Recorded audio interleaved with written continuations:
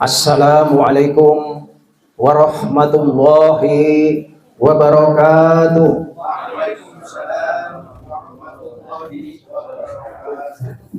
Alhamdulillah alladzi hadana lihada wa ma kunna linahtadiya laula an hadana Allah. Asyhadu an la ilaha illallah wahdahu la syarika lah wa asyhadu anna Muhammadan abduhu wa rasuluh. Allahumma sholli wa sallim ala sayyidina wa maulana Muhammad wa ala alihi wa sahbihi wa man tabi'ahu bi ihsani ila yaumil qiyamah. Amma ba'd. Faya ayyuhal muslimun, usikum wa nafsi bi taqwallah.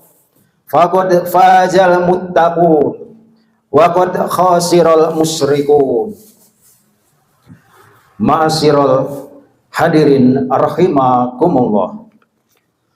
Puji dan syukur yang tiada henti-hentinya marilah kita panjatkan kehadirat Allah Subhanahu wa taala yang telah melimpahkan nikmat iman, nikmat Islam serta nikmat sehat walafiat, sehingga pada hari yang istimewa ini kita dapat mempererat tali silaturahim dalam rangka menunaikan kewajiban kita untuk melaksanakan sholat Jumat. Salawat dan salam yang tak kunjung padam semoga selalu tercurah kepada junjungan kita Nabi Muhammad sallallahu alaihi wasallam sebagai pembawa kabar gembira dan peringatan, sebagai pembawa rahmat bagi alam semesta, sekaligus sebagai pemberi syafaat di yaumil qiyamah. Melalui mimbar Jumat dengan khutbah yang diberi tema keistimewaan orang yang menuntut ilmu, saya mengajak khususnya kepada diri saya sendiri dan umumnya kepada jamaah sekalian, marilah kita tingkatkan iman dan takwa kita kepada Allah Subhanahu wa taala.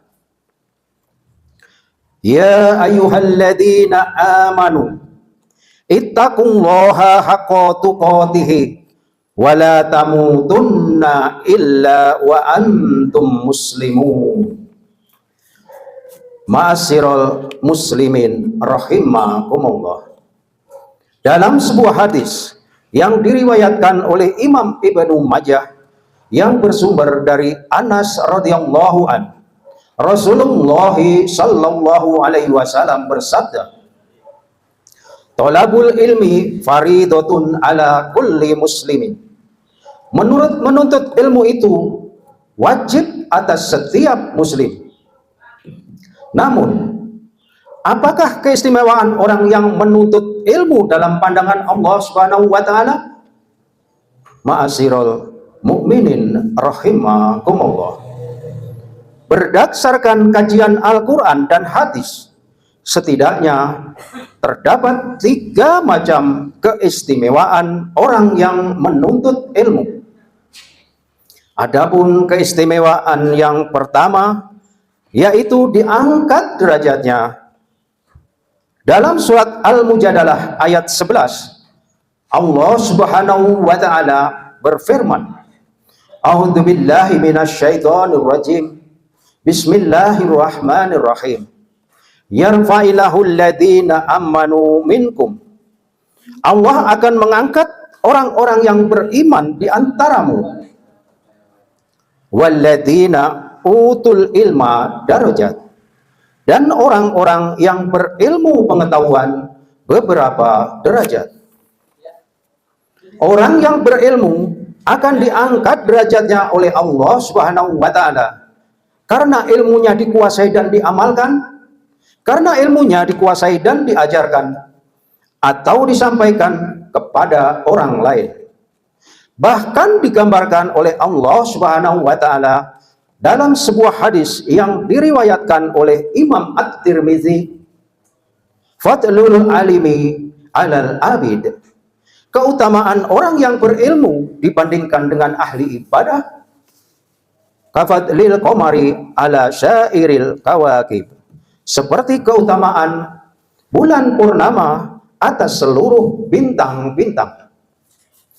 Karena pengaruh ilmu yang disampaikan kepada orang lain akan menyebar ke seluruh penjuru dunia, sedangkan pengaruh ahli ibadah hanya sebatas dirinya dan orang-orang yang berada di sekelilingnya saja.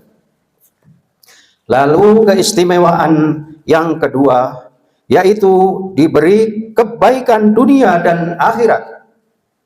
Begitu pentingnya peranan ilmu dalam kehidupan manusia, sehingga dalam sebuah hadis yang diriwayatkan oleh Imam Ahmad, Rasulullah sallallahu alaihi wasallam bersabda, "Man aradad dunya fa alaihi bil ilmi." Barang siapa yang menginginkan dunia, maka hendaknya menguasai ilmu. Wa man arada al akhirata fa alaihi bil ilmi. Dan barang siapa yang menginginkan akhirat, maka hendaknya menguasai ilmu. Wa man aradahuma fa alaihi bil ilmi.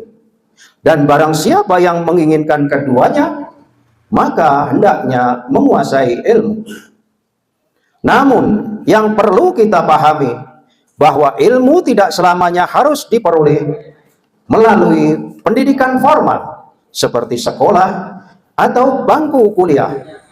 Akan tetapi ilmu dapat diperoleh pula melalui pendidikan non-formal seperti majelis-majelis taklim atau sarana-sarana pendidikan non-formal lainnya. Ma'asyiral mukhlisin rahimakumullah. Lantas keistimewaan yang ketiga, yaitu diberi jalan menuju surga. Dalam Al-Quran diterangkan bahwa surga merupakan alam kehidupan yang abadi, yang luasnya seluas langit dan bumi, yang penuh dengan kedamaian, ketentraman, dan kesejahteraan, bahkan penuh dengan kemewahan. Salah satu orang yang berhak menjadi penghuni surganya Allah Subhanahu wa taala adalah orang yang gemar menuntut ilmu dan mengamalkannya dalam kehidupan sehari-hari, baik dalam dimensi kehidupan berkeluarga, bermasyarakat, dan bernegara. Dalam sebuah hadis yang diriwayatkan oleh Imam Muslim, Rasulullah sallallahu alaihi wasallam bersabda, "Man salaka tariqan yaltamisu fihi ilman." Barang siapa yang mempermudah jalan untuk menuntut ilmu, sahalallahu lahu tariqan ilal jannah. Maka Allah akan mempermudah jalan baginya menuju surga. Ma'asyiral muttaqin rahimakumullah. Demikian khutbah Jumat yang dapat saya sampaikan.